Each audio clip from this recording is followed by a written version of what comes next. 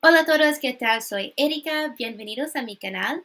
Hoy hablaremos del se impersonal. Entonces, today we will be talking about the impersonal se in Spanish. If you have some experience with Spanish or you saw my last video, you will recognize the word se as it's also present in reflexive verbs. So in Spanish, there's at least 3 ways you might see the word se. You can see it in reflexive verbs, you'll see it in the impersonal se, which we'll talk about today, and then you'll see it also with the passive se, which is used to talk about very indirect or talk about something indirectly in Spanish. But today we're going to focus on the impersonal se. This will be a very quick and easy video. It's pretty simple. I'll explain it quickly to you. We'll go over what it is, some real life examples because it's very common, and then how to use it and how to conjugate it properly in Spanish. Entonces, si te gustan mis videos, por favor suscríbete. Y bueno, empezamos con la lección. Entonces, ¿qué es el se impersonal? Entonces, se usa el se impersonal cuando no tiene un sujeto específico realizando la acción. Okay. En palabras más sencillas, normalmente por una frase general. So, in English, this would sort of be like when we're saying, one must wash their hands, Spanish is spoken here, how do you say da-da-da in English or something. All those statements that I just said are very general. I'm not talking about one specific person, and you can kind of think of it as a rule or something like that, a very general statement. So in Spanish, instead of saying one must or how or you need to, but in a general way, you just say se and then a verb, okay? So I used it here, se usa, you use it, okay? Very general statement. So I'm going to show you ahora algunos ejemplos de la vida real para que entiendas un poco mejor. Entonces, ejemplos reales. Okay, si vas a un país hispanohablante, estoy seguro que vas a ver todos estos, ¿ok?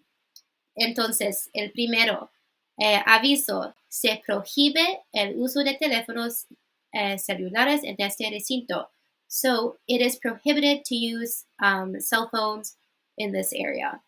So, it is prohibited. A very general statement, but you can see I have the se in front of the verb prohibir and prohíbe.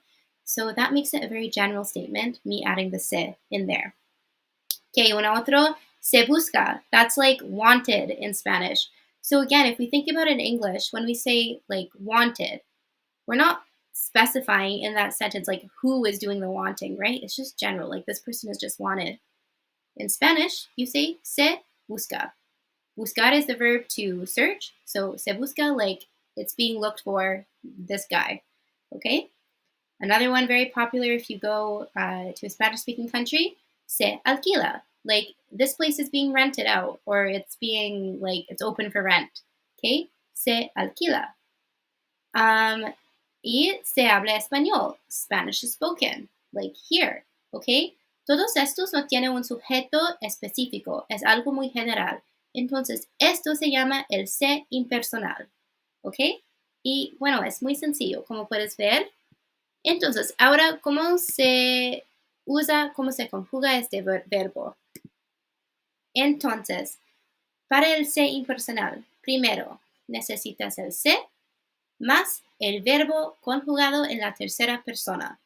Mira, so, to have the se impersonal, very simple, you can make any general statement you want. You need the se, and then you need the verb in the third person.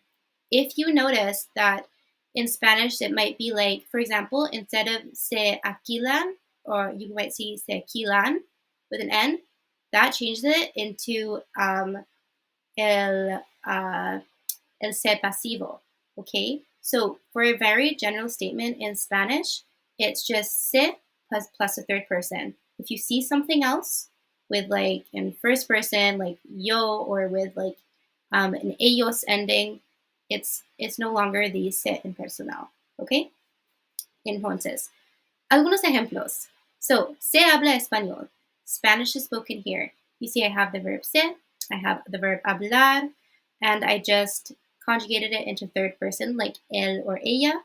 So, se habla español, like Spanish is spoken here. Very general. Se come bien, you eat well, like you eat well here, something like that. Aquí se baila salsa. Here, salsa, like you dance salsa. Okay, these are all like very general statements. One that you should probably know a lot is como se dice. That's the se impersonal because you're saying how do you say, but I'm not asking you, like you specifically. I'm asking in general. Entonces, como se dice, como se escribe, how is it written, how is it spelled, sorry. So, todos estos son ejemplos del se impersonal y es muy sencillo para hacerlo y también usarlo en tu día a día. Y bueno, esto fue el video. Espero que han disfrutado y nos vemos en el próximo. Adiós todos.